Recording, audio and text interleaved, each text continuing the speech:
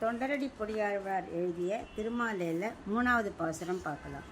வேத நூல் பிராயம் 100 மணிசர்தாம் புகுவரேலும் பாதியும் உறங்கிப் போவும் நின்றதிரிப்பதனை ஆண்டு வேதை பாலகன் அதாகும் பிணி பசி மூப்பு துன்பம் ஆதலால் பிறவி வேண்டேன் அரங்கமா நகருளானே.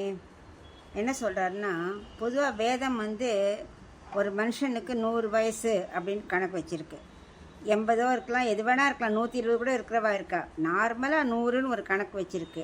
அந்த 100 வயசில் 50 வயசு தூங்கியே போயிடுறது. ஏன்னா தினம் ராத்திரி தூங்கணும், பகலில் எழுந்துக்கிறோம், இப்படியே வயசு ஓடிகிட்டே இருக்கு இல்லையா, அதில் 50 வருஷம் ஓடி போய்டுறது.